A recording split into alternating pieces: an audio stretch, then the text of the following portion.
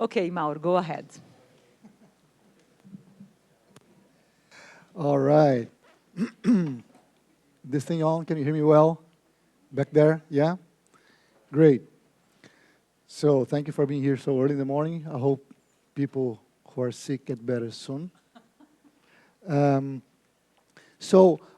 thought it would be, since my second lecture was 2 days ago, I thought it would be, it would be good if I just recap very briefly what I talked in the day before yesterday. So I talked about brain criticality and maximum entropy.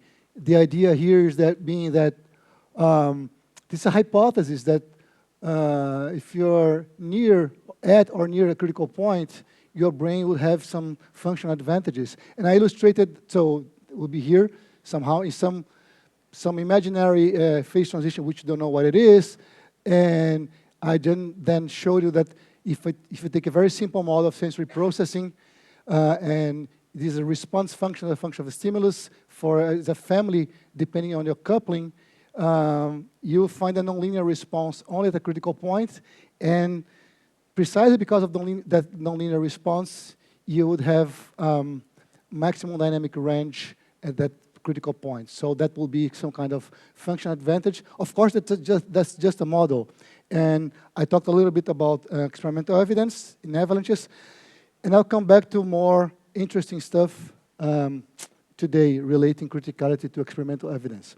And the other line of reasoning that I mentioned, the other kind of ideas from physics that I can borrow from and try to understand brain is not my idea, actually. So this is from Bill Bialec's group, in which I showed that they take like 40 neurons from the salamander retina, and by measuring average firing rates and pairwise correlation, n firing rates and n square pairwise correlations, then impose those constraints and otherwise maximizing entropy, which is the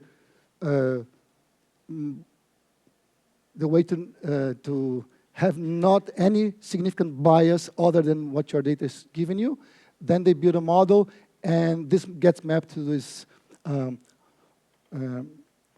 spin glass Ising model with random field, with which perhaps some of you are familiar since you are in a disordered school in disordered systems. So, and then that model, which can be read like this, as some Hamiltonian of the spin glass with beta or temperature equals 1 here, right?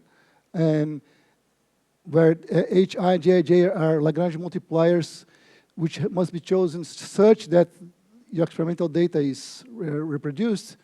And when you do this, you obtain things which look like an Ising model, spin glass Ising model.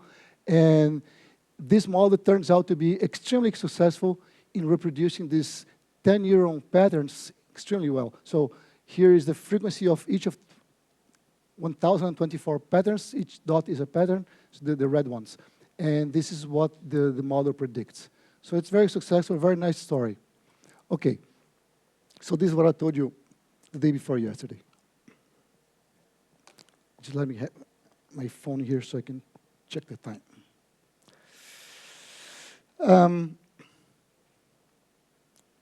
Nice. So,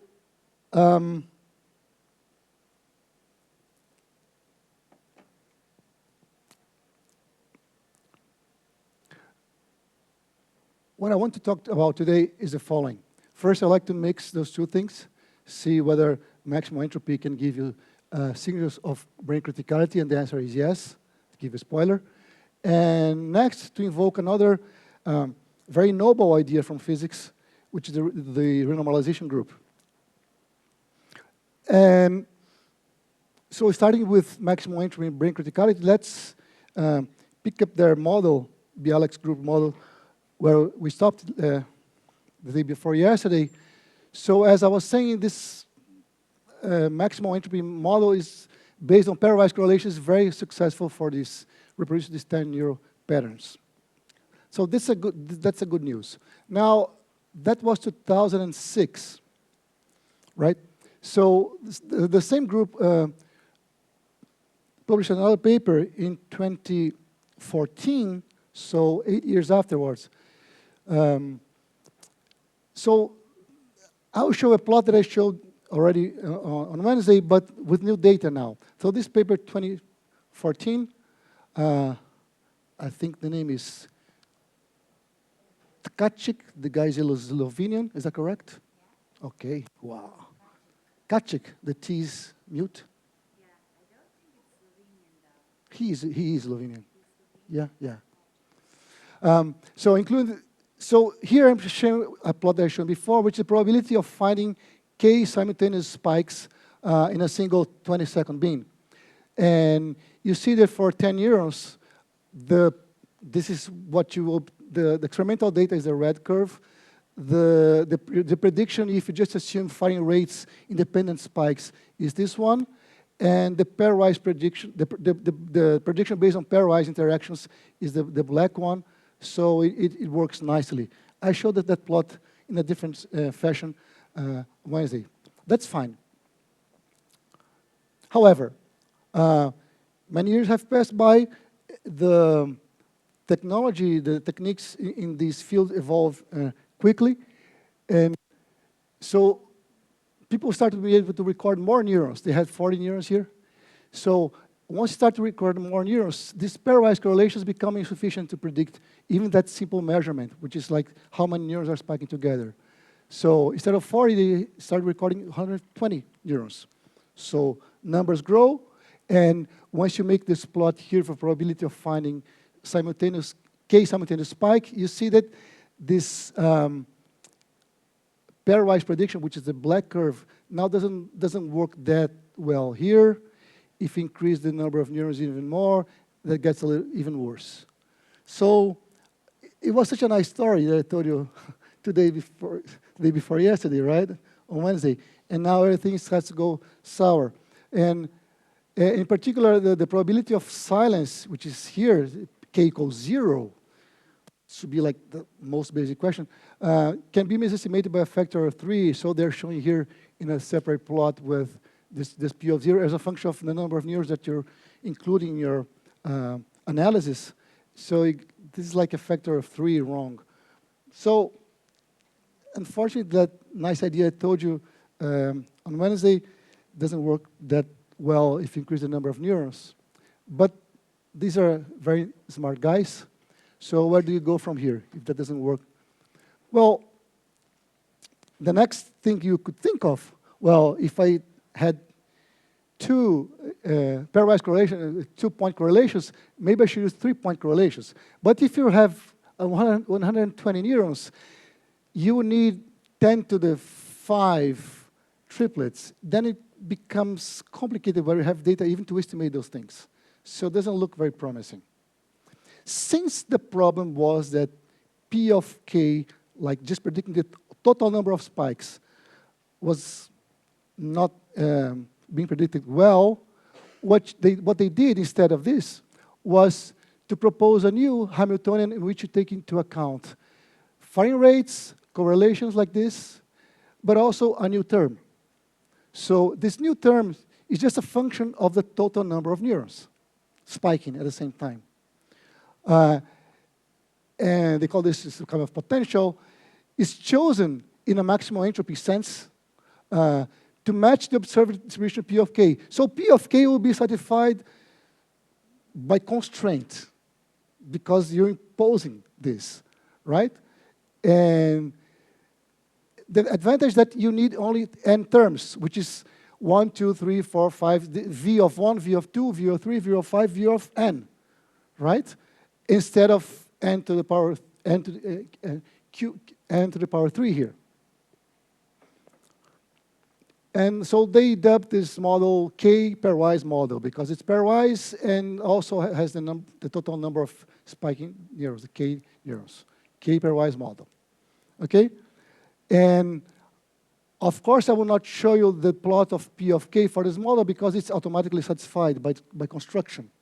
So what else can you test in the model? Well, what you can test is, for instance, the 3-point correlations that you were unable to use in the first place. If you go there and just check whether the 3-point correlations are okay, are they okay? And yes, this K pairwise model gives good predictions of 3 neuron correlations. I'm showing here the plot in which you can see the 3-point correlation functions, the experimental value, and the value predicted by the model. The black curve is the pairwise model, the one I showed you on Wednesday, and the red curve is this new one, so it's closer to this identity line, showing that it kind of works. So that's nice.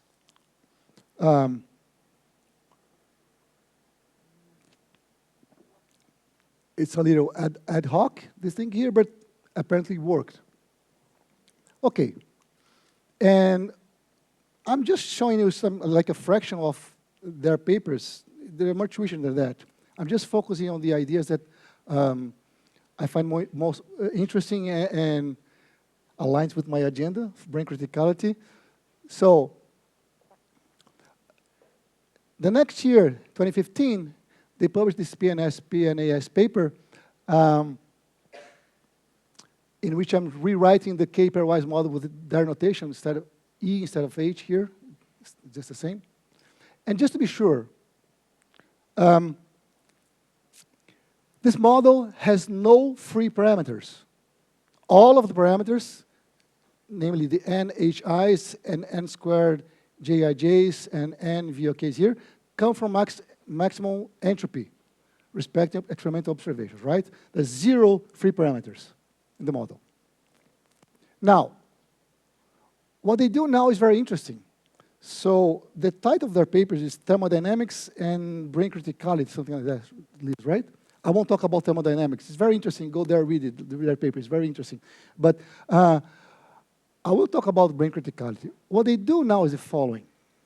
It's very interesting and curious. So let's now introduce a family of models controlled by a parameter T. They put some T here. And of course, if you put T here, you have to put T here in the normalization function, the partition function. I quote them. Changing T is just a way of probing one direction in the parameter space of possible models, and it is not a physical temperature, just to be clear. It's not temperature. It's just one parameter. Why would you do this? Well, I quote them. The goal is to see whether there is anything special about the model at t equals 1 that describes the real system. So this becomes this when t equals 1, okay? So the model, the data from which the model was built is t equals 1. Everything else is just another possible model, right? Which is probably worse. Okay. So, there's anything special they're going to do is the following. Now you have this T. Let's calculate the heat capacity. So heat capacity is, has to do with the fluctuations of the energy, right? And what you expect if there was a phase transition is that heat capacity should diverge at the phase transition.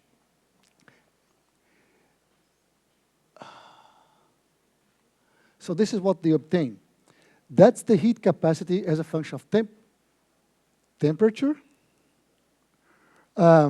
for increasing number of neurons. So here is 20 neurons. It has kind of a small peak. Then increase to 4 neurons, the peak grows. 80 neurons, the peak grows. 120 neurons, which is their maximum number of neurons, it grows even more. So the peaks are increasing with system size and tending towards t equals 1, which is where your data is, right? So there's a dramatic peak, and as we look at larger groups of neurons, the peak grows and moves closer to the... I'm quoting them all the time because I don't want to mess with their interpretation. Even more, the heat capacity grows even when we normalize this by n, so that the specific heat or heat capacity per neuron is growing with n as expected at a critical point. So now specific heat is just this guy divided by n. The peak still grows with n. And they discuss in the paper alternatives to why this could be happening, alternative to the criticality, and none of them kind of holds very much. Seems like a critical point will be the most parsimonious explanation for this phenomenon here. So this is very nice, and we have reproduced. Sorry. I'm not going to show this. I have reproduced Mauro, this. sorry. Yeah. Excuse me. I'm a bit confused. So once the JIJs and the HIs have been fixed, Yes. the critical temperature of that model is not necessarily at T equals 1. Yes. So why do you say that at T equals 1 you reach criticality? Because you have a peak of specific heat here. But the critical temperature of this other model that you're working with is not necessarily at T equals 1.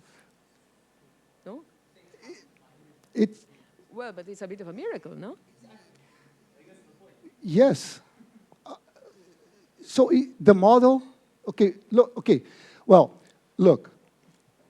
The model has no 1 over n. The JIJ is not necessarily that sum should scale with one. There should be a proper normalization for this to have a proper thermodynamic limit, blah, blah, blah, right? So they discuss this part of to which extent this tends towards any kind of thermodynamics in the sense that energy and entropy scale properly.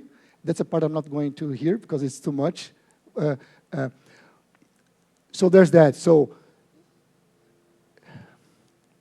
to the extent that these analogies hold in the entropy and the energy part, here, since temperature is artificial, there's no the temperature in the model. There's no temperature, it's just a parameter. They introduced to... But once you have a partition function, you have a Hamiltonian that you have found with Yes. certain JIJs and certain HIs. Yes, yes. And you have 1 over T in your partition Exactly. sum. So That's a temperature. yes. And So then you do the yeah, thermodynamics of that, then you look at the specific heat, right? You look at specific heat for that Hamiltonian for those JIJs and HIs. And it peaks here. It has no obligation to do this. Yeah, exactly. But it does. Can you just show That's wow, if you're surprised, so was I. Can you just show And the everybody model should one more be, time? actually. It is surprising. Can you show the model one more time real quick? Yeah, sure.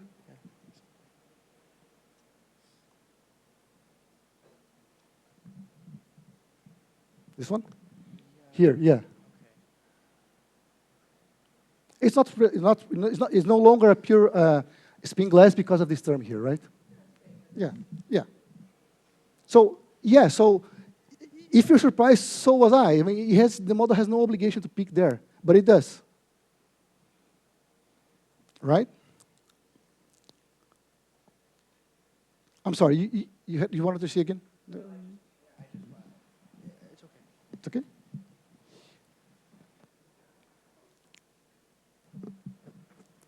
Just for, let's see if I understand well, temperature is not temperature. It's Yes. just T. So you are scanning different models when you You're change scanning temperature. a So family of models, which to me, at least, is very hard to interpret. Okay. What this family could mean. So It's just their choice, because it's just familiar to physicists, because now we can try to interpret things. Yeah, so specific heat is not actually specific specific heat. heat. Yes. So I should interpret this as the model with T equals 1 is the one that gives me the largest fluctuations in the system, and that's it. Yeah, Okay. yeah.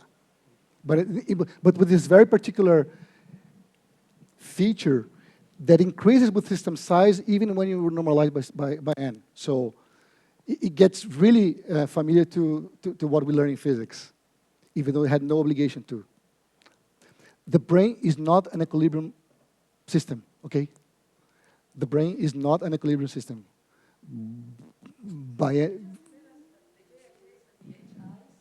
Look like? I mean, you have... Yeah. Fortunately, I include this slide from last talk. Where is it? They look, I think, they look spin glass. Where is it? Should... Sorry. There you go. Okay. So they have average close to 0, and then some random field here. there's a minus, perhaps, difference between this model and, well, I don't know. I think the frustrating thing from the spin glass perspective is the interesting features in the tails, and this is not enough neurons to have good measurement of the tails of these distributions for the H's and the J's. I don't know.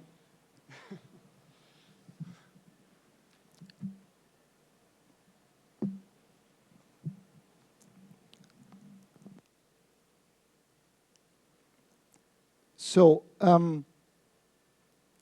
these ideas of looking at maximum entropy models and then introducing this artificial temperature and therefore an artificial family of models have been extended to different scenarios, different maximum entropy models. We used a different maximum entropy model which is based on essentially instead of sigma I, sigma j's, you can use number of spiking errors, say k, t, and k, t plus tau, so populations, stuff like this, and do maximum entropy. It's a different kind of maximum entropy. We still get the same kind of results here with the peak-specific heat in the regular in the data. And of course, well, I didn't mention that, but if you shuffle the data, the spikes, then you get the peak somewhere else, right? So shuffled spikes, when you kill all the correlations, everything, they are not interesting. So this is not every time that you get t equals 1, only in the real system. If you disturb your system, you lose it, right? So there's control for that. Right, so it's nice that these maximum entropy models yield a signature of criticality with the peak of specific heat that grows within. It's not so nice. What kind of phase transition, if any, that would be? So T is not a real temperature. It's just an arbitrary, out of infinite, families of models. And along this line, this kind of gives you some signature. And I've talked to Bill Bialek, I talked to Thierry Morat, I talked to some of the authors of those papers, begging them, please help me to understand what's what kind of phase transition that is. And they don't know, I think. What they wouldn't tell me. Okay. Let me move on to something more interesting. Can I just come back to the Yeah, exactly what they were measuring? No, you don't need to show me. It is in your second lecture. The experiment they were doing was measuring the spike of neurons of the... Spikes of the salamander retina. So Okay. salamander is a special animal in this field of vision because it's not a reptile, it's an amphibian. Salamander is an amphibian. And apparently, it's very easy to deal with their retina, so that's why they use it. Yeah. And they have this matrix of correlation, right, between these two neurons. Yes. Okay, but they do not have information about the tree pair correlation function. Well, they could measure if they want, but it's there's so many. It's 10 to the 5 triplets. Yeah, they could so not. You cannot feel safe that you're going to be able to sample those things in order to then, from that poor sampling, build something. And let alone the fact that it will be hard to do the inverse problem of fitting the JIKs with 3 indexes and with all the triplets. And then my question is actually if there is any way of measuring how many neurons would be implied in a given task. I mean, because if 2, then 3, then 4, I mean, it could be like, it could have a typical number. Yes. Could have, then you have to define what a task is. Yeah. And et cetera, et cetera. So these salamanders were exposed to natural movies. So movies of swimming fish, which I think salamanders eat, I suppose. I don't know. I have no idea. And the question is, you're asking, seems to be simple, but it's far from it. No, I'm right? not saying. No. What neurons are doing and with respect to a given task, it's very complicated. It's just that if I think about correlation between 2 neurons, it seems to me it's so little, even 3. it seems to me so nothing that... Yes, but via maximum entropy models, you're able to reproduce Right. patterns, right, of Yeah. 10 years at least. I think he had a question? Yeah? Yeah, I do.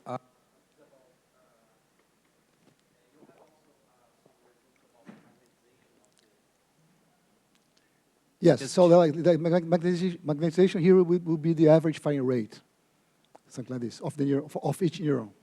Oh, I see.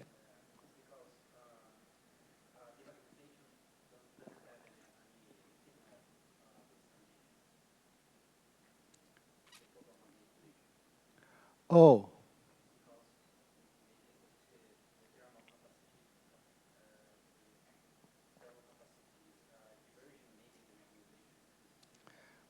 Well, the thing is that the magnetization, like, is fit to every neuron. So every neuron has its own magnetization, not a global one. So it's like local magnetization, if you want. And it's fit to be what it is by construction. So by construction, the model will give you exactly the firing rates of each neuron. So I don't know how can you gather information from that about the phase transition, if any phase transition, right? Well, It's the other way around. So you're probing exactly what's going on in each neuron and each pair of neurons, and from there, you try to predict higher order stuff. Whatever this higher order stuff is. So here they look at triplets, and look at other things as well, like I was saying, thermodynamic properties, like how energy defined somehow, and entropy defined somehow, scale with system size, one with each other, and stuff like this. So this is the part it didn't go to, because it's a very long paper, actually. About the operator sigma, they are even open or closed, right? Is a binary. I'm not sure you can make these mappings like to that extent. See, this is not thermodynamics. Up to the point where you get a function, a probability distribution that looks like Boltzmann, right? But that's all you got. You don't have the safety of the rest of thermodynamics to grab onto, especially because you're in a finite system. So I don't know. I don't dare make any stronger claims about this. It's because this big T parameter looks like a energy. Yeah, it is. It looks like one. Yeah, but looks like one. Yeah. So I suggest you have a read at this paper for this part of the thermodynamic part, which is rich and complicated, and we just won't go into this here. Okay? Again, in our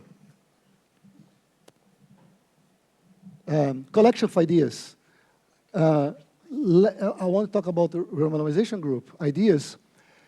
And in order to do this, I remember I was talking to Mathieu during our dinner the day before yesterday, right? And he said, yeah, these ideas of brain criticality are not very, I don't find them very interesting because they are usually disconnected from function, from biological function. You guys keep talking about avalanches and power laws and stuff like this, but the biologists want to know about biological function. And I told him, you're absolutely right in your criticism. That's a fair criticism, even though we physicists would love to delve into the details of what could be seen as criticality or not in the brain. The biologists are worried about function. And to be fair, the way I introduced brain criticality to you guys on Wednesday was the idea that brain criticality should confer functional cognitive advantages, right? That's what I told you at the beginning.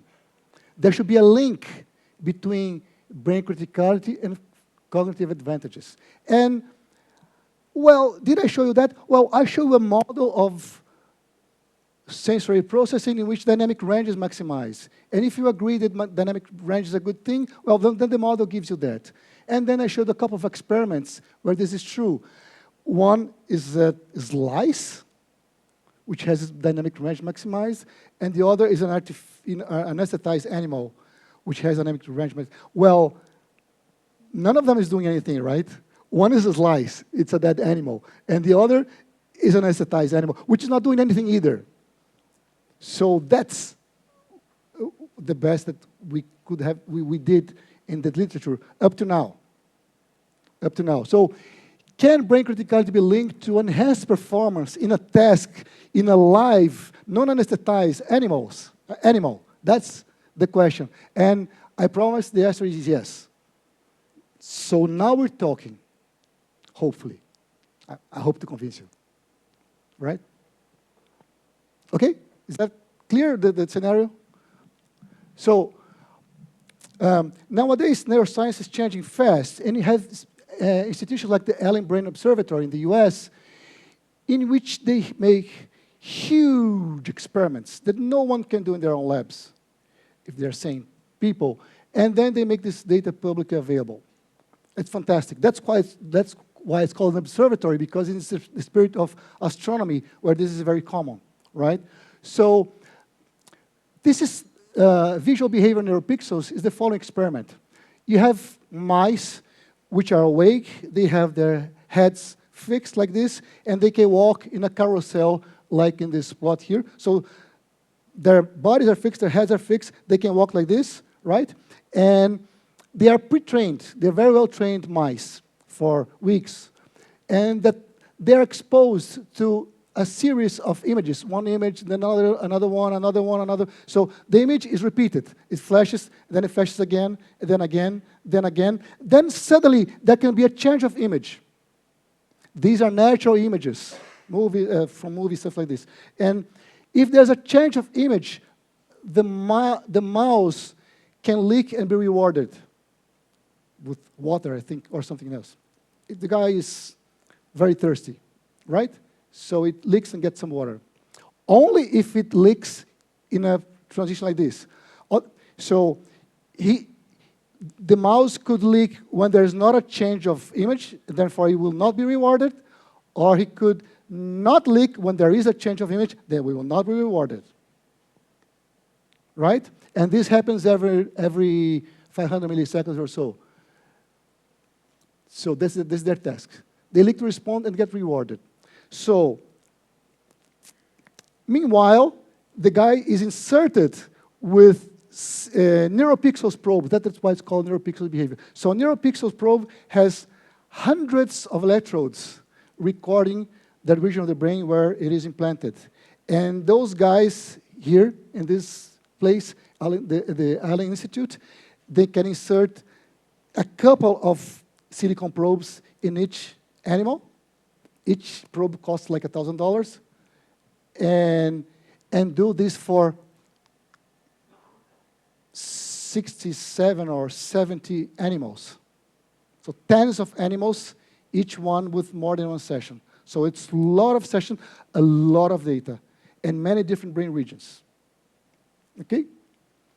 So we are going to look at neuropixel recording of primary visual cortex of mice. So the primary visual cortex, it's the homologous region in the mouse that I showed you in the video of the cat from the 70s with one electrode, right?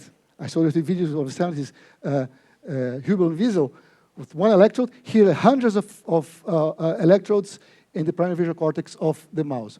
And we looked at recordings which had more than 128 spiking units in these recordings. This amounts to 62 sections from 44 mice. There's no way any local lab can do this kind of experiment, okay? Right, so we would like to check whether there is criticality, and criticality has anything to do with how well the mouse is performing. After all, the promise that criticality, if it exists, if it means anything, should matter for performance. How do we assess criticality in this data set? So, dramatic pause to mention the renormalization group, which led to the Nobel Prize here by Wilson. What is it? Let's remember. This is, again, a slide for biologists, neurophysicists. It will be easier for you guys. So you have, say, an Ising model with up and down spins with some Hamiltonian and some coupling J naught, and you, in the Kadanoff picture here, you take averages of these local clusters. How? Look, for us it's obvious, right? That the clusters are clusters of spins which are connected by interactions, right? They have this J-naught coupling between them. You take some kind of average in the mathematically, right? In the proper way, and you turn them to like super spins, which are then coupled by some J1, which is a function of this guy here. So everything here is a function of those guys here. So what you're doing here in interpretation in words is change the scale at which you look at your system, right? And once you have this, you do this again with super spins, some coupling J2, it will be a function of the other guy, etc., etc., etc., right? So the picture is that you're moving in parameter space, and if eventually, if you're changing the scale of your system every time, and this procedure leads to a fixed point here, and you just don't change anymore, by definition, you've reached scale invariance, because you're changing scale, and this procedure reaches a fixed point, it doesn't change anymore. So this scale invariance is one of the signatures of critical points in which things don't have a characteristic scale, either in space or time, right? This is hand wave renormalization group. This is the scenario that you will get in a fancier way from a review by Fisher here in 1998. And just to be sure, the renormalization group is the gold standard in theoretical physics for understanding phase transition in models, right? So here you have that phase diagram. This is temperature, this is external field. You have a critical fixed point here. And as you iterate this procedure, you have this disordered phase go to a fixed point here, another the ordered phase go to a fixed point there, and separating those two, so there's like a saddle here, which attracts things in the direction and repels in the other one. This is fixed point's a very peculiar one, right? If you look at what's going on here, you have scale invariance near this point and non-Gaussian distributions around this point here. So, very nice. But, again, this is a procedure that we do in models, right? And I hope I have convinced you we have no good model of the brain, the whole brain, or any small part of a brain. I showed like the Potentialismus model. You don't do theory on that, right? It's just numerical stuff. Well, fortunately, then comes Bill Bialek, a good friend of this institute, and publishes this couple of very nice papers, J Statistical Physics and PRL, 2017, 2019, on something that he didn't coin it like this, but people coined it, just called it the phenomenalization renormalization group, which is data-driven and model-free version of the renormalization group. How does that work? It's very simple in principle to explain, and why that has any chance of working, I suggest you come back to this, especially the first one. The second one is also very nice. So here is data from I think I'll show later, it's from rat hippocampus and calcium fluorescence, which is another way of measuring brain activity.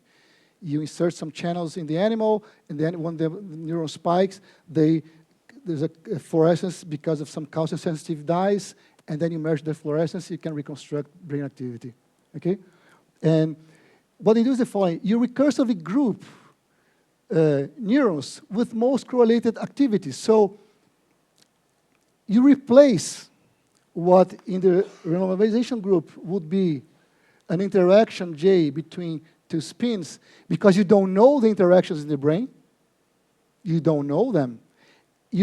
Since you don't know them, instead of the connections, you use correlations, so kind of as a proxy of what could be a connection, right? So you take the most correlated ones, you sum them, eventually normalize them if need be, maybe not. You sum the two most correlated, etc., and then you do this again, and then again, and then again. So you have clusters of 2 neurons, clusters of 4 neurons, 8, 16, 32, 64, etc. Right? So increasing like the superblocks, the size of the superblocks. And then you observe whether, check whether the some observables, which I'll mention in the next slide, scale non-trivially with cluster size, and whether the normalized activity here converges to something which looks non-Gaussian. That will be some signature of non-trivial scaling. Let me show you which observables are that. This is the so-called real space phenomenological renormalization group, and I'll show you in a minute the momentum space version of that. So, like I said, this is, I'm sorry, I said rat, but it's a mouse. They are not the same thing, okay? You learn this the hard way. As a physicist, you talk to biologists, so mice are not small rats. They are different animals. And it matters. So, yeah. I made this mistake so you don't have to, okay? For instance, things like probability of silence, if you remove some threshold here, silence everything above some threshold. So minus log of the probability of science. So probability of science should be something like this exponential of minus a k to the power b. For instance, beta equals 1 means that your neurons are Poisson process, right? You have one neuron which is a Poisson process, you have another neuron which is a Poisson process, you concatenate those two, well, it's still a Poisson process. If this has rate R1, this has rate R2, the sum has rate R1 plus R2, right? So that will be beta equals 1. It will be a trivial case. But beta equals 1 is here, and this is less than 1. So it's a different exponent. It's one sign of non-triviality. This is normalized activity after you have renormalized according to the procedure. Like brain activity here, the probability density here, you see this is highly non-Gaussian. The easiest one to understand perhaps is this. This is the variance of activity within a cluster. You're summing variables, right? What we learn, the first thing we learn in any statistical physics course, central limit theorem, right? That if you sum these variables and they are not correlated, the variance will scale with systems, linearly with system size, right? So alpha equals 1 here. On the other hand, if they're perfectly correlated, they have some correlation, the total variance will scale with n squared, which is this one. It's also trivial in a different way. Well, it just happens that data, for this data here, it has a kind of intermediate exponent, which is non-trivial. This is experimental results for their data set. Correlation time. You take this activity of one cluster, see how it correlates with itself in time. There's a correlation time. See how correlation time scales with system size. Exponent z. So z, the trivial case should be 0, but it's not quite 0. It's 0.11. And to make things more complicated, the most complicated one to have any glimpse of is the eigenvalue spectrum as a function of rank.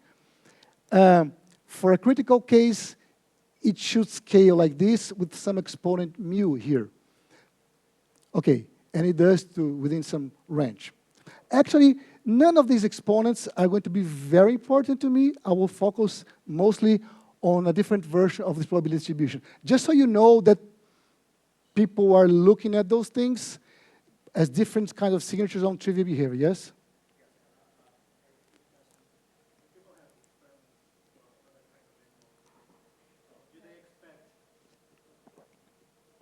Did they expect to have some sort of universality regarding the exponents or anything like that? You guys only ask easy questions, right?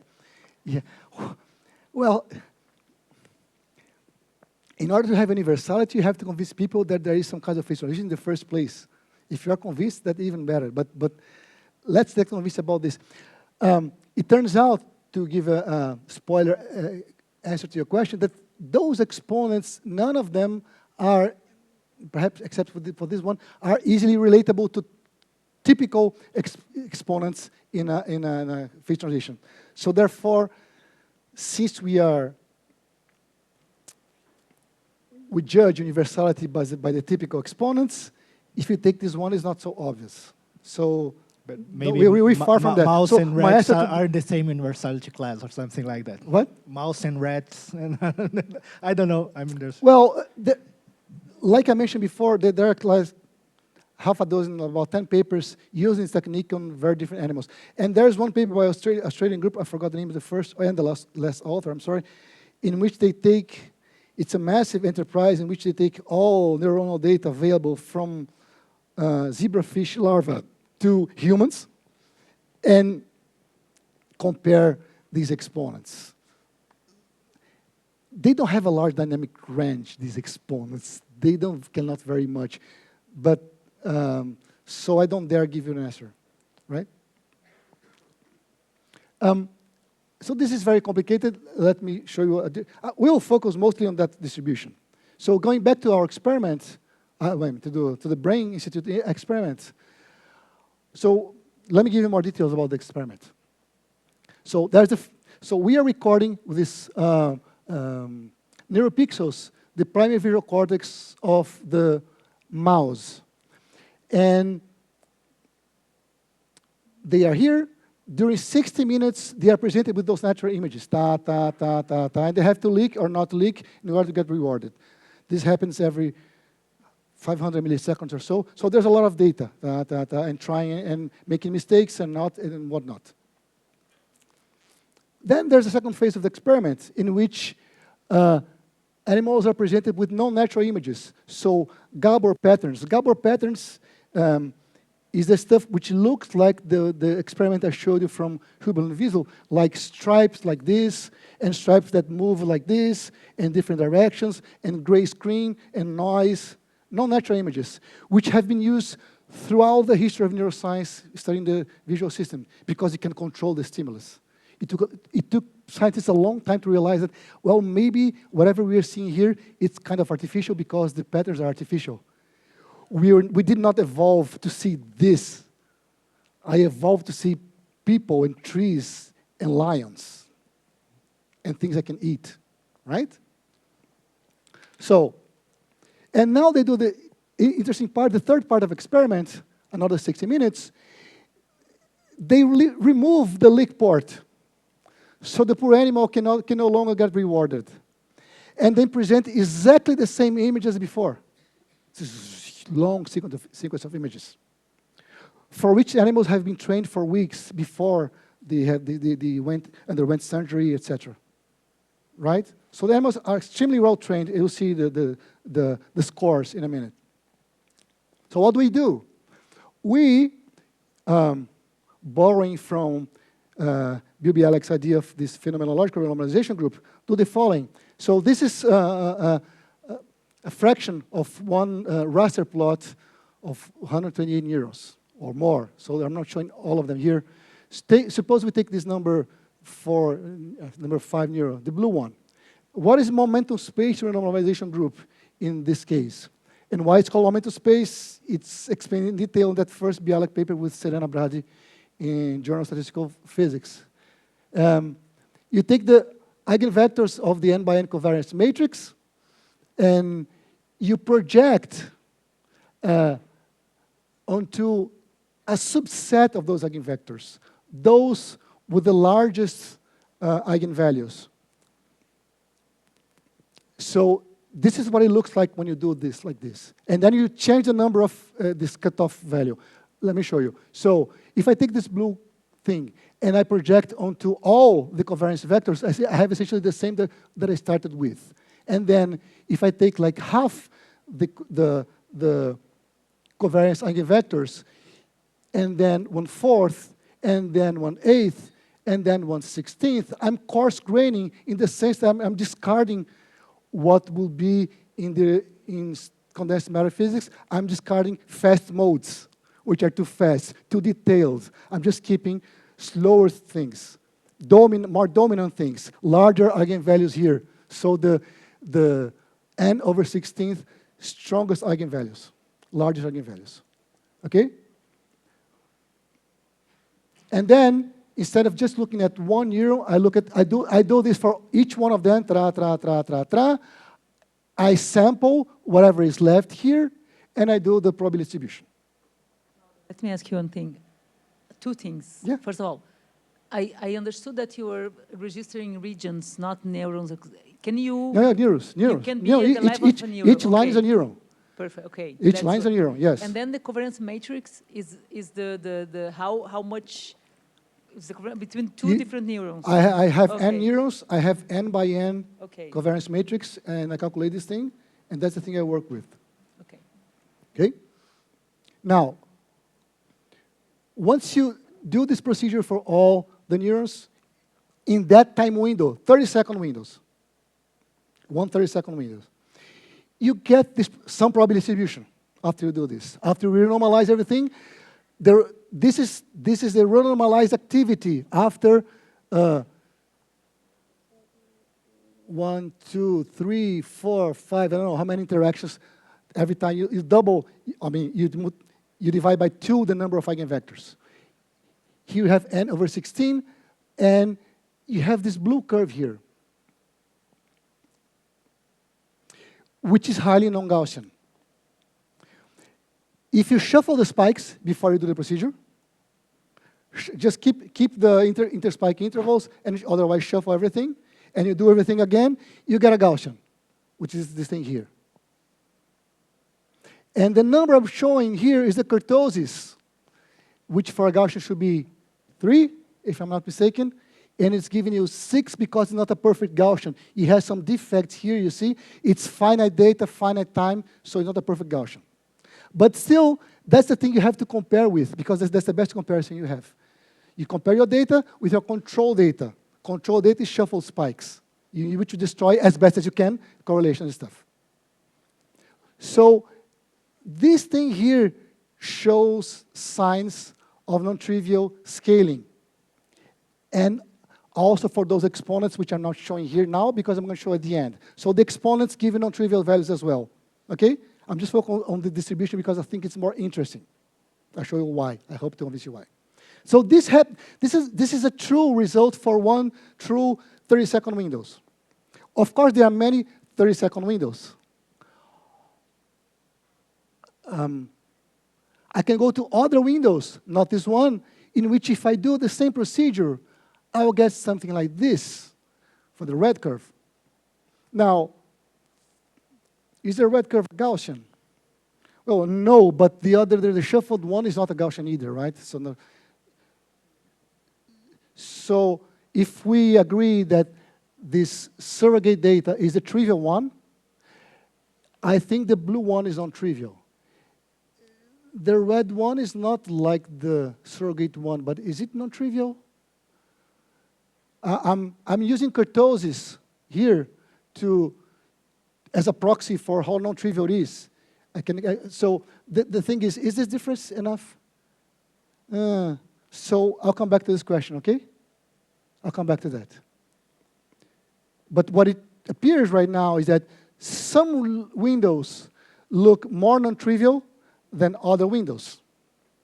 In the sense that this will, let me show you what I mean by that. In the renormalization group, you have a mathematical procedure to go from here to here to here to here, and eventually you have this saddle point which separates one fixed point, like the ordered one from the disordered one, right? That's the scenario in the renormalization group, the traditional one. In the phenomenological renormalization group, what appears to be going on is that you have this non-Gaussian fixed point here, and you have a flow of probability distributions, these guys here, which evolve as you coarse grain the procedure. Some of them are like this, like the blue one, which will never be in the stable manifold of Othello, that never happens, but it could be closer to this non-Gaussian fixed point, whereas others will be somewhere like this and tending more towards this Gaussian fixed point, while surrogate data is always going this way here. So in this sense, what we're seeing here is that this is low kurtosis of the renormalized distribution, where this is high kurtosis points you in the direction of this non-trivial fixed point. So people have long, in this literature of brain criticality, looked for a distance to criticality, how close you are to criticality. And there's no such a measurement that's very good, but I think what I can give here is a distance to triviality, not to criticality. I don't know how close you are to criticality, but I know how far you are from a trivial point. So the larger the kurtosis, the further away you are from a Gaussian, the further away you are from this trivial fixed point. So the question then becomes, how far must one be to be considered critical? Whatever that means. Which brings us back to the question. Is this 6.6 is larger than 6.1 enough? Larger than 6.1 enough? So to give a proper answer to that, I'm going to show you the distribution of kurtosis of all the 30-second windows of all the animals during that first phase of the experiment. Okay? So have a look at what do they look like. And we will compare to the distribution of all the kurtosis of all the windows, each will have shuffled all the spikes to the trivial key. So I have distribution of triviality and distribution of the real data. So this is what it looks like. So data is a black curve, and the surrogate data is this gray, whatever, brown, I don't know what color, yellow. Which kurtosis is large enough? Well, and then it depends. It depends on who you are in this literature, how you judge brain criticality. If you're enthusiastic, you say, well, this is the over-enthusiastic gullible will be here. So yeah, this is critical enough. And that's not me, okay? There are the z-scorers. Oh, let's calculate the z-scores of this surrogate distribution. And if z-scores go 2 or 1 or 2, then it's fine. Or you could be in the other range. You could be the skeptic. Oh, no, it has to be really high in order for me to behave, to believe this thing. Or you can be the denier. Right? No matter how much evidence I give you, nothing will convince me that this thing is not trivial. Okay, so how about, that's a plan for life. How about we try to satisfy everyone, right? Let's try to make everybody happy. Don't do that, right? So I'll give you a knob and let you control this threshold. You put the threshold wherever you want, and we judge according to this threshold. So what I'm going to do, I'm going to take the distribution and let K threshold be an arbitrary threshold of kurtosis.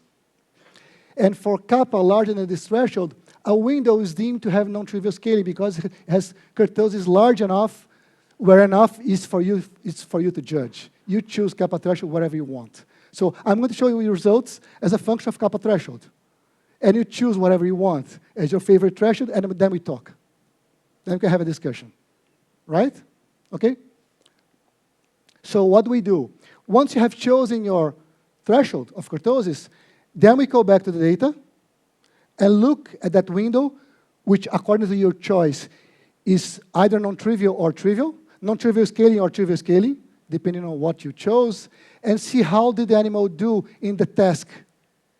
So I have windows, 30-second windows, which are blue or red, depending on whether you call it to have scaling or no scaling. And then something happened during the window. So a couple of trials, 5, 4, not 6 trials, hits or misses. Images that are changing or not changing. The animal is supposed to be leaking or not leaking. So there are hits and misses within each window. Right? And then the question is whether there is any relationship between the fact that the animal is in a scaling or non-scaling window and the way it performs in that window. I can measure that. Right? I can measure that. And in order to have some control, you always have to have some control, especially in biology. You shuffle the hits and misses to have another data set in which that shouldn't matter at all. Because I'm going to hit to shuffle all the hits and misses, and whatever I obtain here has to be compared to whatever I obtain here. Right? Okay? So the question is, how does distance to triviality, namely kurtosis, namely non-Gaussianity of this renormalized distribution, impact performance? So I have to take data from all the animals and do this group data analysis. This is the most important plot of that paper, perhaps of my career, I don't know, because I think it's very cool. So this is the result. What I'm showing you here in the horizontal axis is this kurtosis threshold. In gray here, this is the maximum level of kurtosis attained by surrogate data in all the animals. And this is the probability of kurtosis that I showed before in this scale. So please note that for the trial shuffled data, that means I'm disregarding what is scaling and non-scaling region, I have a constant hit rate of about 70%. So the mice are extremely smart and well-trained. So they get 70% right of their trials, on average. They're good boys, or very thirsty, or both, right? Now, if you control if you look only at, for instance, take kappa theta equals 9 here. What I'm showing here is that this blue curve, if I look at all the windows which have kurtosis larger than 9, and I take the average, the global grand hit rate, it's this blue one.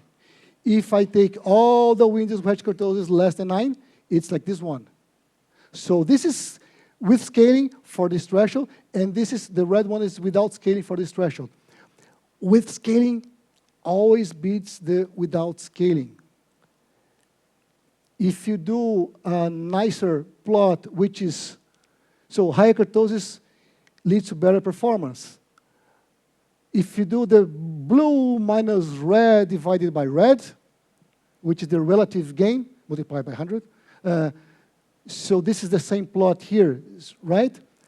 So you can gain up to 24%, but that will be cheating if I just gave you this number because the probability of being here is very small. The characteristic time, the typical, the most probable case is here, in which you have around 10% increase by being critical and instead of being non-critical, by having a stronger signature of non-trivial behavior than a weaker signature of non-trivial behavior. If you dare complain that 10% is too little, you go talk to natural selection and see what she thinks about it, because 10% is a lot. And again, in a very artificial scenario, in which the animals are extremely well trained, so it's 10% on top of fluctuations on a well-trained, in an already very good performance. Yes. No? So this is the first result. But this is during the training set, right? Yes. No, during the performance, the first part of experiments in which they're responding. They're not training. Okay. No, they are retrained. No, they are pre-trained for weeks or months before. Okay, so there's but then what you're telling us is the question is actually, the training set, I would pay money for it because precisely that's what I would love to know. How much do they tailor this thing to their needs? How is this adjusted? I'm buying equipment to do the experiment in our lab. Exactly to do the training, to the training set. Now, do you have a question? Be convinced by your curve, but that's my problem. Go ahead. No, it's okay. We appreciate. No, so tough referees. We have had them. So you say that the purple curve is the relative performance gain. Yes. So you say that's when your mouse are doing right. Better. No, this is how much better they are performing compared? by window, being in a window with scaling, Okay, than being in yes. a window which are deemed to have no scaling. So you say Actually, that's how much better they gain if they were like critical. or farther away from the trivial point. Let's put it Okay. like this, because there's a language issue here, okay? Let me go back just a second. If you look at this plot here, hold on, this plot here, according to this literature, the animal is critical essentially all the time, because any reasonable criterion will be like, okay, is your kurtosis larger than surrogate values? Well, yeah, like all the time, like 90% of the time or so, you can calculate this thing, right? So, providing signals of criticality in this scenario here turns out to be a low bar. Signals of criticality we do have, thank you very much. It's more than that. I'm saying that we have this very crude measurement. There are others. There are like a number of measurements of non-Gaussianity, from expansion in polynomials or whatnot, and statistical tests, and blah, blah, blah, blah, blah. You can be as sophisticated as you want to measure non-Gaussianity. Just a very rough one that can everybody understand, right? So what I'm saying is that you can use this like rule to measure how far you are from the non-trivial point, from a trivial point, I'm sorry, and see whether on this continuum, there's a continuum effect on your performance. And this is the result. I hope I'm convincing you that the answer is yes. So that's it. That's what I'm showing here. Okay? Now, so what is the take-home message of that plot, those two plots? So, non-Gaussian scaling dynamics in the mouse primary visual cortex is closely linked with improved performance in a visual task, supporting the idea that critical dynamics underlie functional advantages in neural processing. So I think that for the first time, we have found a connection, I think.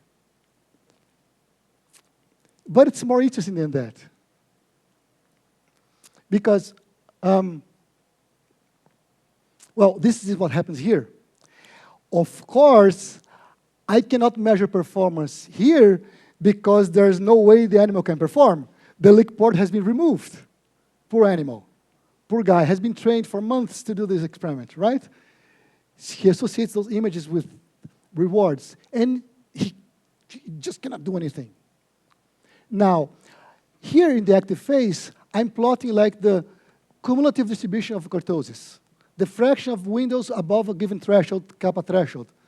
So it's a 1 minus cumulative function, however you want to call this thing, right? You understand this? It's just an integral of what I'm showing here. It's just, you have that probability of finding some kurtosis like this, and I'm showing you this, what is left, the 1 minus the cumulative function, okay? So this is the curve here. Now, I cannot measure performance here, but I can measure that here. I can measure this thing. I can still measure what's going on in the animal's brain and calculate kurtosis in the renormalization group, blah, blah, blah. If I do this curve here for the passive phase, it looks like this, and it's very hard to compare like this at distance, so you put them together, and it looks like this. So what are we seeing here? That the kurtosis get closer to surrogate values, even though it's still very high, very much critical, very much in this non-gray regime, but closer. So kurtosis gets smaller once you remove the lick port. Once you removed the need for the animal to perform, or the possibility of the animal to perform.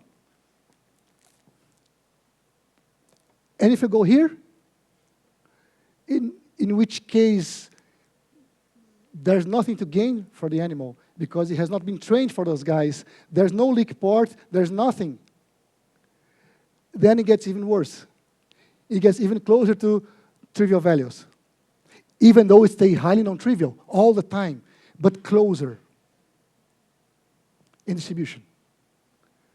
So to us, that was, if the first result was not already enough to make us happy, very happy, this is even more striking, because what is going on here is that the signals of criticality in V1 are modulated by task engagement.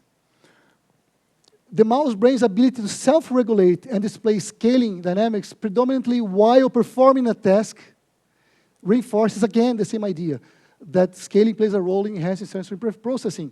Because once it is not performing, it gets, with lots of quotes, less critical, or slightly tends more toward a trivial point. And if you're exposed to images for which he has not been trained, which mean nothing to him, it gets even worse. Right? And so we're very excited about these results, and going through Brazilian bureaucracy to try to buy equipment to reproduce not the whole experiment with 44 mice, but at least during the learning phase to see what happens during the learning phase. Is that learned? It probably is, it's probably learned. So somehow the animal has learned that this is important. It recruits some of this critical behavior somehow. And when it's not needed, this is automatically relaxed.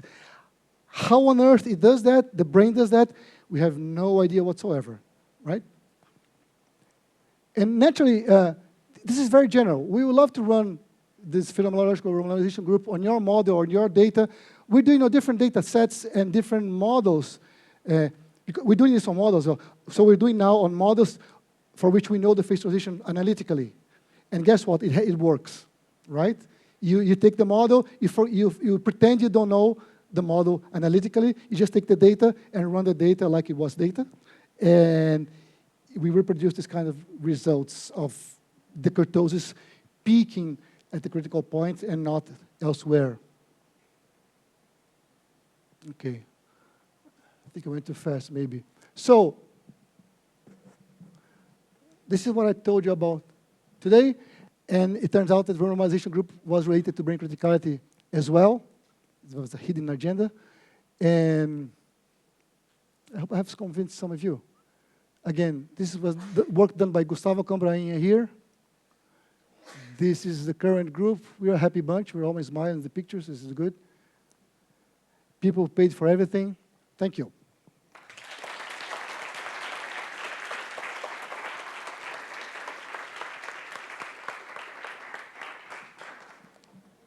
Okay, is there questions? Are there questions?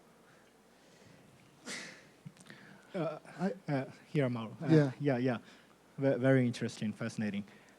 In some simpler biological systems, you have something like you are close to criticality, and there is a biological game because you can just change a little bit some parameter and get a very different response by changing a little bit some parameter or something like that.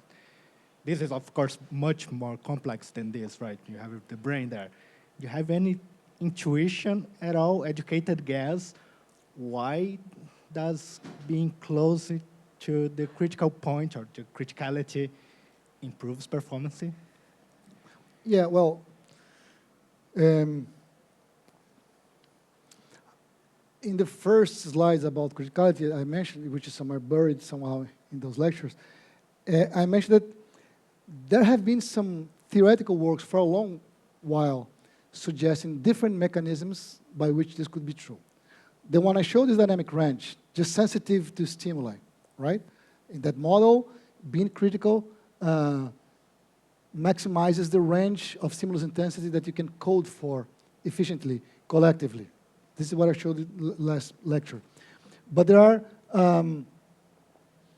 other works which suggest that this is also true for learning, this is also true for classification, and many others. They are relatively robust theoretically,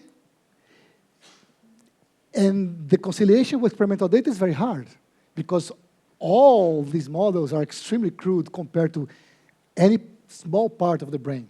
So that's a challenge, right? And we were very surprised that there was this modulation. Well, surprised as physicists, For a biologist, perhaps it's obvious. There are an infinite number of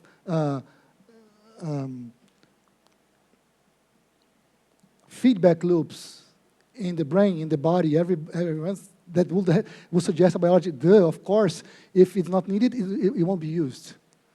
So apparently, this distance to the trivial point can decrease without any significant deficit, because it doesn't matter anymore. And related to what you said before, what we do have, for instance, I didn't show this, but before we went to this behaving animals, we analyzed data from urethane anesthetized animals, which was pretty much done in our own lab. So again, primary visual cortex, the animal is anesthetized, it's not doing anything. But this anesthetic called urethane is very peculiar in the sense that along a very long experiment, like, I don't know, 3 hours, say, like this, the way the brain behaves can change a lot. It can go to a very, if you look at the raster plot, it can go to a very asynchronous, irregular raster plot like this, which biologists take as an animal model of awake behavior, to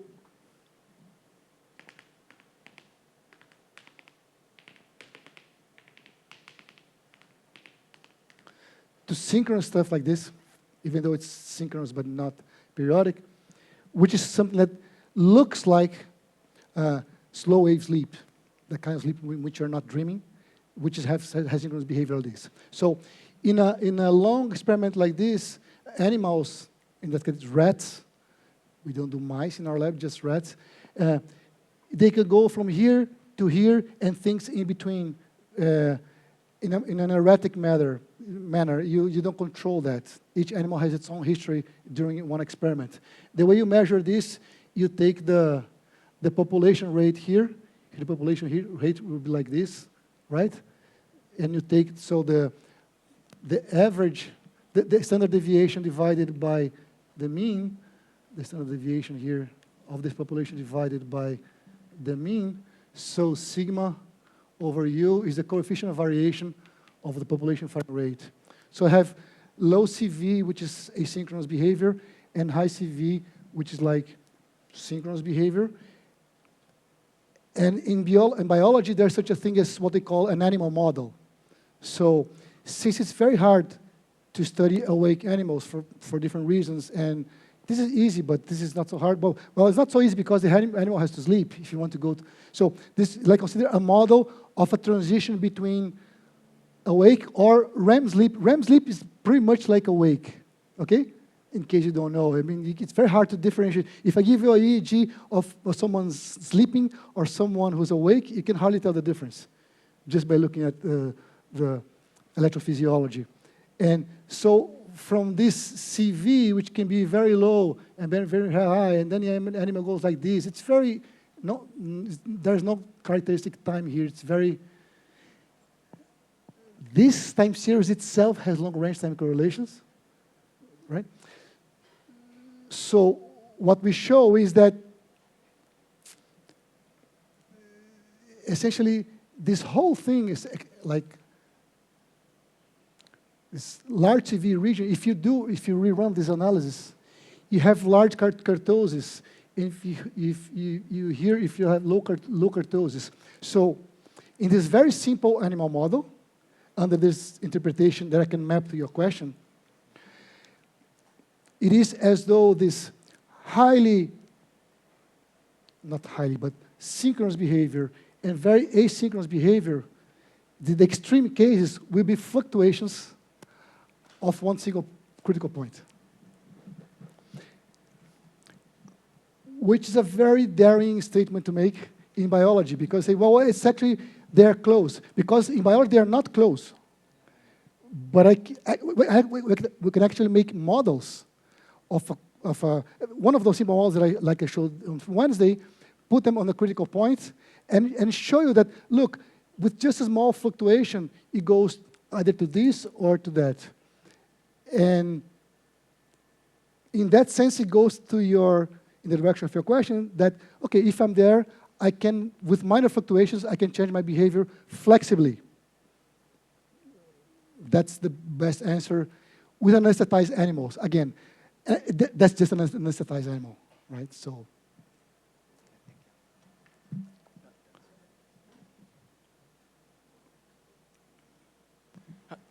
Can you build models based on maximum entropy inside those time windows? Excellent question. Because if you could... I know. Yeah, yeah. I don't think it can be done in 30 seconds because No, perhaps in larger time windows. Yes. And then in larger time windows, since the animal is awake and behaving, and it does whatever the hell it wants, it is challenging, to put it mildly, challenging to say that it's okay to take these large windows and consider this as a window where things are more or less stationary, because the animal can be changing its behavior a lot. So that's the issue that I was talking about. This is Heisenberg principle of biology, that you want to get as real as possible, and then you get as real as possible, and the animal does whatever the hell it wants and destroys our ideas. So there's a trade-off there. The shorter the window...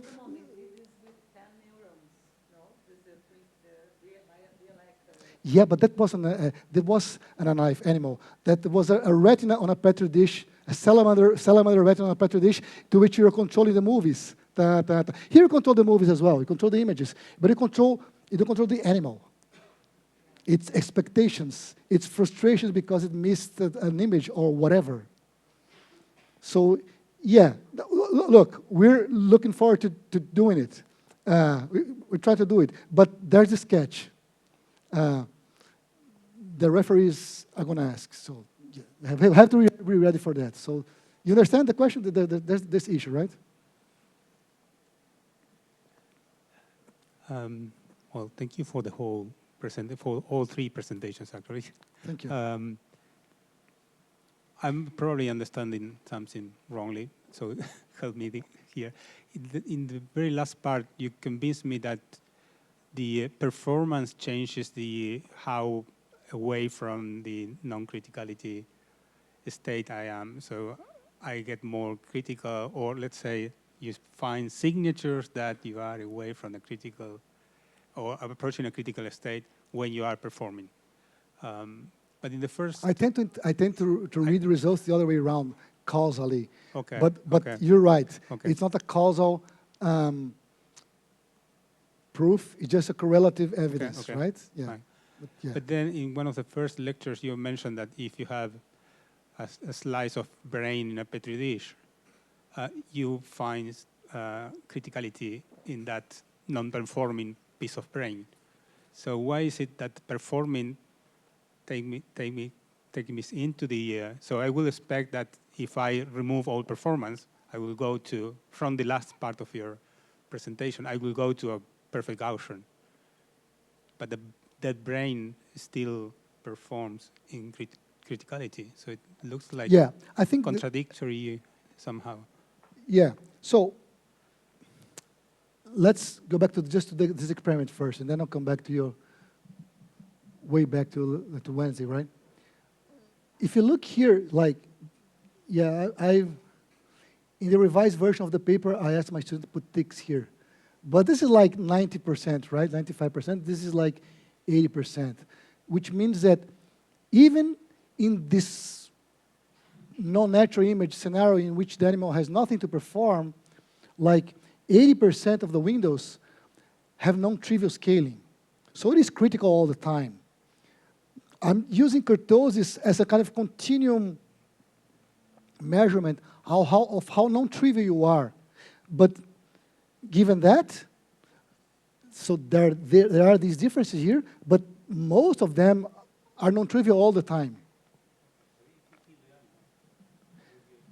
So yeah, if you kill the animal, well, exactly.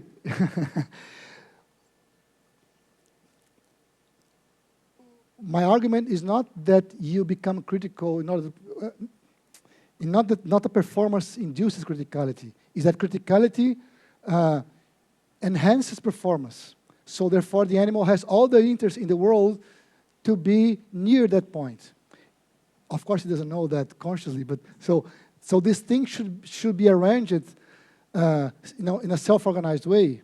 So there will be all kinds of biological mechanisms which are available, which are many, to self-organize towards this critical point. In a number of, we don't know exactly how. Plasticity.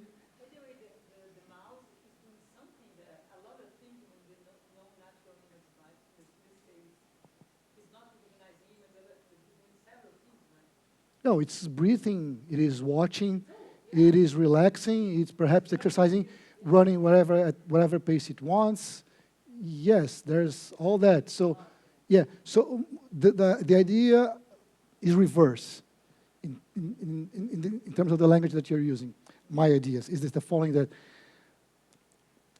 we have theoretical reasons to believe that if you're near a critical point, many things work better in theory, and now I'm showing the first experimental evidence, I think it's the first, of this happening in a real-life experiment with a task, with a performance, and the animal is alive.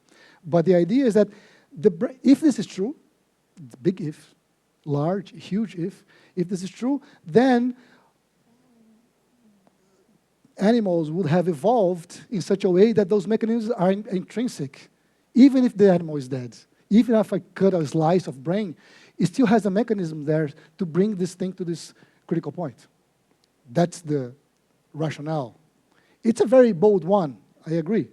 And there are caveats and stuff like that. But the idea is that it will go there. And it goes there in many, many scenarios. If you look at these things like this, if you look at, like I mentioned before, like this whole brain fMRI, do you have signatures of criticality, whole brain fMRI, different scales, stuff. So it's the other way around, the way I interpret. I know if I made myself clear. Yeah? Maybe it's a bit stupid and out of topic, I don't know. But in principle, you could do this to artificial neurons, like in a neural network. If you have a big enough neural network, you can, or small, and can calculate the correlations and stuff like that.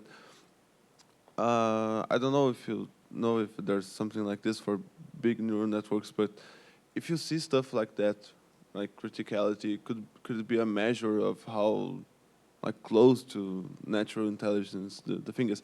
Because neural networks are very predictable, right? They're very simple compared to the brain. They have a direction of flow and stuff like that. But if they're big enough, maybe we could see stuff like this, like criticality and further from. It's a very interesting question, and I don't know the answer, of course, but I do know that, I remember from last year, the year before, I was in a committee of one of Nestor Catixa's master student here in the Physics Institute in São Paulo, doing precisely that. So they take an artificial neural network, which has learned one of those benchmark tests they use in AI, and then they want to calculate correlations within the neurons to look for signs of criticality, which has no obligation whatsoever of having, right? And I don't remember how much they have, but go find out. I just think it's wrong. Yeah, I'm sorry, guys. Sometimes you go to these committees and tease them, and we forget the results. Yeah. But so, yeah, people look at... This connection has not been missed. People are looking into it. Interesting, because then it could be related to the question that I was asking you, if there's those guys, those deep neural networks had to do with the real brain, it would be a signature. Yeah. But Mauro, by the way, so I must still, I think that what you have here is that, I don't know if it's criticality is the good name, but clearly you are showing that it's far from random, because it seems to me that even your kurtosis equals to 6 is indicating that it's far from being completely random what you find, right? Yeah, but that 6 can be expanded. Hold on, just you mean 6? 6 is equal to 3 for you? Yeah, is that you mean? Yeah, exactly. Yeah, pretty much. Yeah, because it was a surprise to me as well how sensitive that measurement is. So this 6 here, you mean, right? Yeah, this 6, right? Or this 6 should be 3, but it's Yeah, 6. should Yeah, be. because you see, the dashed line is a pure Gaussian. So those deviations, they very quickly depart you from 3, apparently. That's not obvious, but apparently they do. There's a tail here. This is a log. Well, it's a log scale, so it's flattening a lot of stuff, right? The log scale flattens stuff up. So these deviations count, and so 6 is 3. Yes, Okay. this is being recorded. Yes. Okay. Yeah. There is a question Yeah, there. but I agree that Yeah. the message that what this is showing that you're sunning neurons and you're violating, you're not violating the central limit theorem because it is a theorem. Yeah. So you're violating the 63 conditions under which the theorem applies. So clearly, and it's giving you something else, right? No, but just because my point would be that even in this state, you are far from being random or non-interesting because actually Here? the mouse are always doing something. So the notion of doing, okay, that's a bit of a philosophical question, go ahead. Maybe mine is also a philosophical question. Thank you for the very engaging series of lectures. Talking about neural networks, I'd like to ask something that's not terribly related to, exactly like extremely related to this talk, but so Mathieu showed us yesterday some scaling laws about, well, how the loss function scaled essentially with a number of free parameters in the network, degrees of freedom. And this made me think about, well, and this was, I think, robust with respect to the choice of model, or quite robust. And I was wondering whether there is any research being done on this, on like task learning, or the ability to learn tasks, and then the amount of free parameters, or the size of the brain in living beings, in organisms. And whether you know, or whether you think this would be an interesting question. Say that again, please. So I So have a living being, okay? Yeah. And how the ability to learn a task changes with how big the network of the being is. And whether these scalings also follow the scaling seen in neural networks, for example. Oh, the scaling from Mathieu's talk. I If missed you increase the talks. number of parameters in the model, it would be kind of similar, for example, to have more neurons, perhaps. Yeah, but I don't know, but you went from a living being to parameters, right? Yes. You made this jump like inconspicuously, like we cannot do. We cannot measure that. We cannot measure those things, right? It's very hard. Look. It's very hard to. First, if we want to go into the details, into spikes and stuff, and insert those neuropixels, which is state-of-the-art recordings, it can record like at most thousands of neurons, which is nothing compared to the whole brain, but still there. Maybe you can only do with non-human animals, right? So rats and mice and stuff like this. You can do exceptionally with humans when there is some serious surgery that the person have to undergo, typically to try to solve some epilepsy problem, and then they have to remove some part of the brain, and then they have to undergo surgery, and then exceptionally a grant is conceded so the person can undergo surgery and do some experiments, like very short ones. But still from that, you only get inference of parameters of connection. You get correlations at most, right? You can do non-invasive recordings in humans with fMRI, which are very beautiful experiments. And fMRI has a very good spatial resolution, about 1 cubic millimeter or so. But its time resolution is like the order of a second, because what those bold signal fMRIs measuring is like the change in the resonance response of oxygenated hemoglobin molecules. So if neurons spike more, there's more blood flowing there, and there's more blood flowing there, you notice the change in hemoglobin. But it takes 1 second. So it's very slow in time. And I think the answer to your question is no, we're nowhere near doing what, perhaps I'm wrong, but I don't think we are in a position to connect like a living animal, do an experiment with assessing the parameters, what is changing in there, and everything. It's very hard. So people, So you guys are not asking me any stupid questions, just extremely hard questions. That's okay. different. So let me just tell you that we have already went out of time. So please explore a little bit of more Mauro in the coffee break, and we come back at what time is it? At 11 for the next lecture. Okay, thank you very much, Mauro, guys. thanks a lot.